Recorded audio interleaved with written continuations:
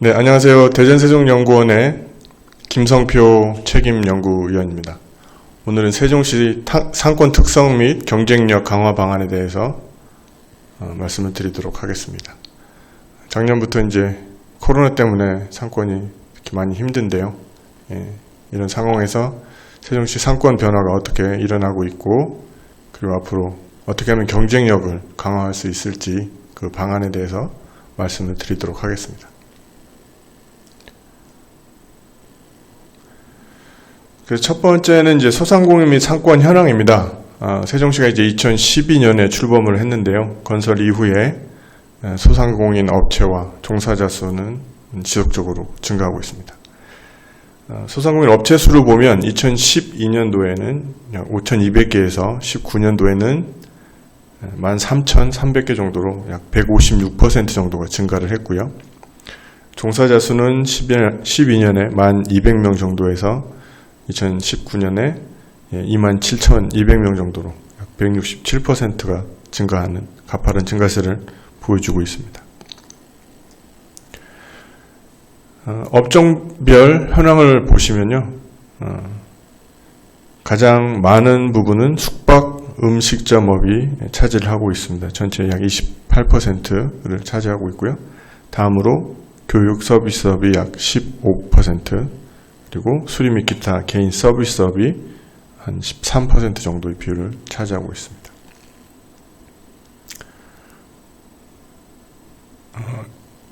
이 그래프는 세종시에 있는 동지역 집합상가의 공실률을 보여주고 있는데요. 2019년 위에 있는 그래프는, 그리고 밑에 있는 그래프는 2020년의 데이터를 보여주고 있습니다.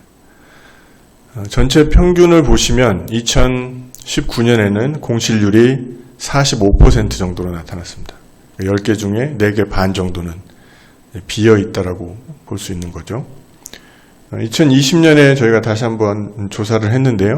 전체 평균이 37.3% 정도로 19년도보다 약 7.8% 정도가 낮아졌습니다. 이 부분은 긍정적인 측면이라고 볼 수 있겠죠. 2019년에 비해서 전체적으로는 공실률이 낮아지고 있다.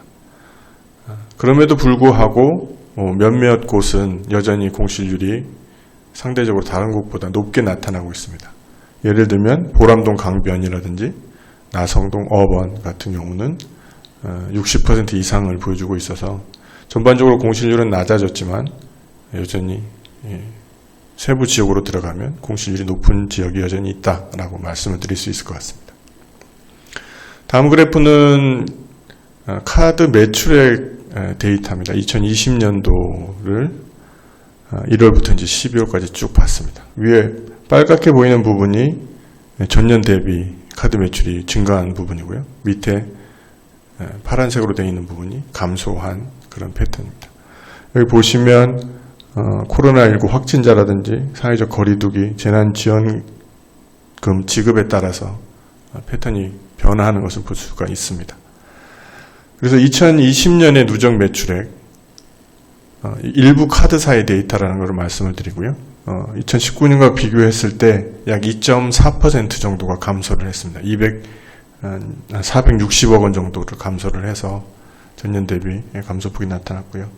특히 이제 업종별로 보면 한식이라든지 주유소, 기타 요식업, 그리고 학원에서의 감소폭이 크게 나타났습니다.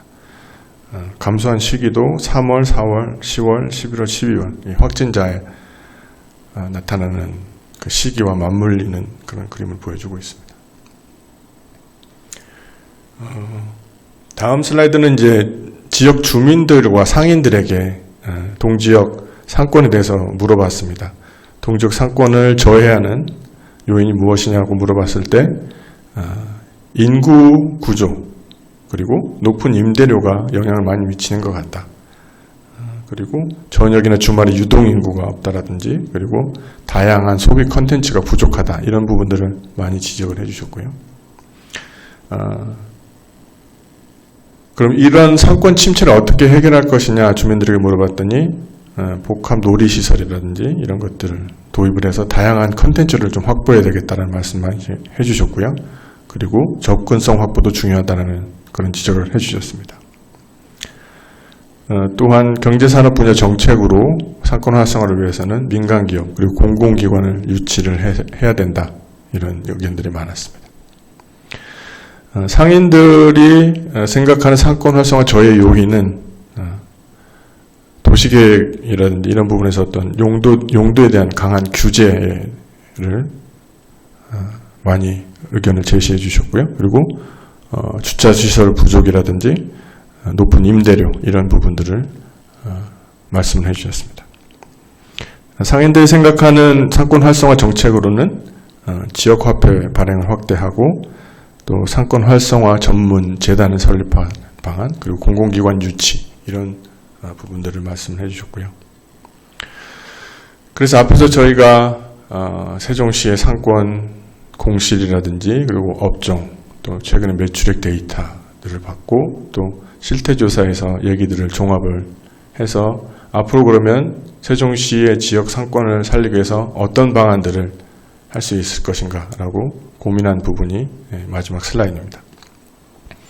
첫 번째는 코로나19하고 변화하는 그 소비 트렌드에 대한 대응을 해야 되겠다라는 부분입니다. 그래서 이제 비대면 온라인으로 가는 그 소비 패턴을 맞추기 위해서 온라인 플랫폼이라든지 플랫폼을 만들고 활용할 수 있게 지원을 해주는 방안이 필요할 것 같고요.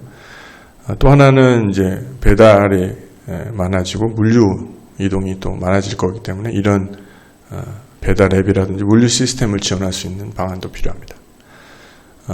또 하나는 이제 지속되는 이러한 그 코로나 팬데믹 상황에서 상인들을 지원할 수 있는 임대료 지원 방안, 이런 부분도 필요할 것으로 보입니다. 두 번째는 이제 포스트 코로나 시대에 대비한 상권 육성 방안입니다. 이제 코로나가 앞으로 이제 어떻게 변화될지는 모르겠지만 지금보다는 상황이 나아진다고 가정을 했을 때 상권을 육성하기 위해서는 여러 가지 좀 아이디어와 정책들이 필요한 상황인데요. 첫 번째로는 이제 세종형 상권 육성 구역을 좀 지정하자는 제안을 드립니다. 지금 이제 중소벤처기업부나 경기도에서 비슷한 정책들을 실행을 하고 있는데요. 세종에서도 세종시만의 그러한 요건을 갖춘 세종형 상권 육성 구역을 만들어서 여기에 하드웨어나 소프트웨어를 좀 통합적으로 지원할 수 있는 그런 정책이 필요하다고 보여지고요. 또 계속 상인들이나 시민들이 바라는 것처럼 지속적인 기관 유치가 상권을 활성화하는 데 도움이 될 것이라고 생각합니다. 또 하나는 앞으로 이제 세종시에 여러 이제 관광이나 방문할 수 있는 시설들이 생길 텐데 이러한 관광 또 방문자들을 도심 상권에서 소비가 일어날 수 있도록 인센티브를 지원하는 방안도 한 가지가 될 것이라고 생각합니다. 세 번째는 이제 상인 역량 강화와 또 지원 조직을 확충하자는 전략인데요. 상권에서 가장 중요한 사람들은 역시 상인입니다. 그래서 상인들이 사업체를 운영할 때 어떤 것들이 필요하고 거기에서 이걸 어떻게 하면 개선을 시킬 수 있을지를 컨설팅 해주는 걸 좀 확대를 해 나가야 될 것 같고요. 세종시가 올해 이제 신용보증재단이라든지 또 상권 활성화 재단에 대한 준비를 하고 있습니다. 이런 상인들을 지원할 수 있는 중간 지원 조직들이 많이 생겨서 상권을 활성화하는 그런 방안으로 만들어갔으면 좋겠습니다.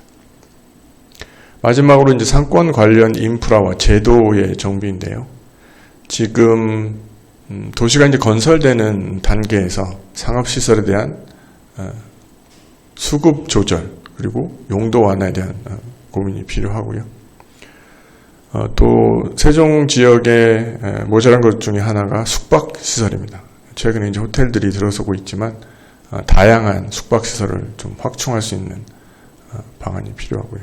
또 공실상가를 좀 새로운 용도로 임대주택이라든지 또 다른 숙박시설을 도입을 하는 방안, 그런 부분들도 정책으로 좀 추진할 필요가 있을 것으로 보입니다. 또 접근성을 강화하기 위해서 주차 공간을 확보해 나가고 비슷한 건물이 많다 보니까 건물에 대한 인식도를 제고하는 그런 작은 사업들도 필요할 것으로 보입니다. 그래서 이러한 그 다양한 사업들을 좀 지속적으로 추진을 해 나간다면 상권에 그 이전보다는 도움이 될 것이라고 보여지고요. 그래서 이런 것들, 작은 것들이 모여서 상권이 조금 더 경쟁력을 갖추고 좀 더 활기찬 상권으로 경쟁력을 갖춰 나갈 것이라고 생각합니다. 네, 감사합니다.